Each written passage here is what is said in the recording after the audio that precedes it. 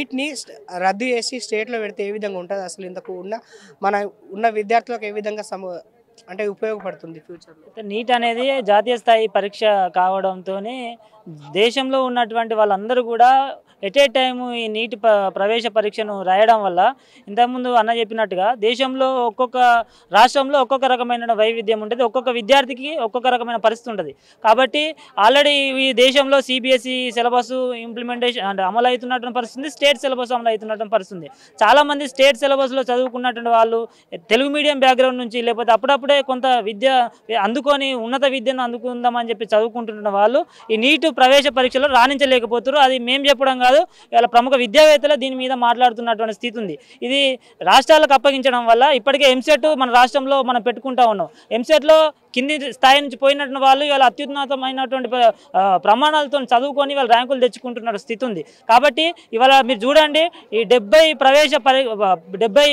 పరీక్షలు ఏవైతే ఉన్నాయో 70 పేపర్లు ఇప్పటికే దేశంలో బీజేపీ పరిపాలన చేస్తున్నటువంటి రాష్ట్రాల్లోనే ఇవాళ లీక్ అయినటువంటి స్థితి ఉంది. కాబట్టి ఈ నేషనల్ టెస్టింగ్ ఏజెన్సీ కేవలం ఈ బీజేపీకి సంబంధించినటువంటి సంస్థగా ఈరోజు దేశంలో చలామణి అవుతున్నటువంటి స్థితి ఉంది. కాబట్టి ఎన్టీఏ నిర్వహించినటువంటి మెజార్టీ ఎగ్జామ్స్ ఇవాళ పేపర్లు లీకేజ్ అవుతున్నటువంటి పరిస్థితి. కాబట్టి ఎన్టీఏని రద్దు చేయాలి. ఇట్లాంటి నీటు నెట్కు సంబంధించినటువంటి ప్రవేశ పరీక్ష ఏవైతే ఉన్నాయో అవి రాష్ట్రాలకు అప్పగించేలా కేంద్ర ప్రభుత్వం చర్యలు తీసుకోవాల్సినటువంటి అవసరాన్ని మేము పీడీఎస్సీగా ప్రధానంగా డిమాండ్ చేస్తా ఉన్నాం. ఇది కాకుండా ఇంకేమైనా డిమాండ్లు ఉన్నాయన్న? మన రాష్ట్ర ప్రభుత్వంలో చూసుకుంటే ఉద్యోగాలు అని చెప్పేసి చాలా వరకు ఇంకా మూసుకొస్తున్నట్టునే ఉంది.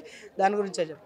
రాష్ట్రంలో తెలంగాణ రాష్ట్రంలో అసలు తెలంగాణ ఏర్పడిందే నీళ్లు నిధుల నియామకాలు అనేటువంటిది వాదన బలంగా జరుగుతుంది. నిన్నగాక మొన్న ఏర్పడినటువంటి కాంగ్రెస్ ప్రభుత్వం కూడా గతంలో ఉద్యమాల్లో పార్టిసిపేట్ చేసినటువంటి పరిస్థితి. నేటి ముఖ్యమంత్రిగా వ్యవహరిస్తున్నటువంటి రేవంత్ రెడ్డి సైతం నిరుద్యోగులు చేసినటువంటి అనేక రకాల ఆందోళన కార్యక్రమాల్లో పాల్గొని స్వచ్ఛందంగా మద్దతు తెలియజేసిండు. అప్పుడు మద్దతు తెలియజేయడం కాదు, మేము ప్రధానంగా డిమాండ్ చేస్తుంది, ఇప్పటికి కూడా డిమాండ్ చేస్తుంది ఏంటంటే వాళ్ళ రాష్ట్రంలో నువ్వు నిరుద్యోగులకు ఇచ్చినటువంటి వాగ్దానాలు ఏవైతే ఉన్నాయో ఖచ్చితంగా దాన్ని 100% ఇంప్లిమెంటేషన్ చేయాల్సినటువంటి అవసరం నీ పైన ఉంది.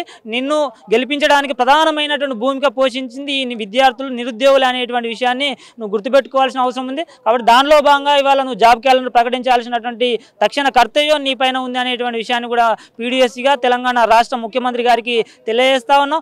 జాబ్ క్యాలెండర్తో పాటు ఇవాళ అన్ని రంగాల్లో ఉన్నటువంటి అన్ని డిపార్ట్మెంట్లో ఖాళీగా ఉన్నటువంటి ఉద్యోగేతరకు సంబంధించినటువంటి అన్ని రకాల పోస్టులను తక్షణమే యుద్ధ ప్రాతిపదికన భర్తీ చేయాల్సినటువంటి అవసరం కూడా ఈ ముఖ్యమంత్రి గారి మీద ఉంది అనే విషయాన్ని ఈ సందర్భంగా తెలియజేస్తా ఉన్నాం.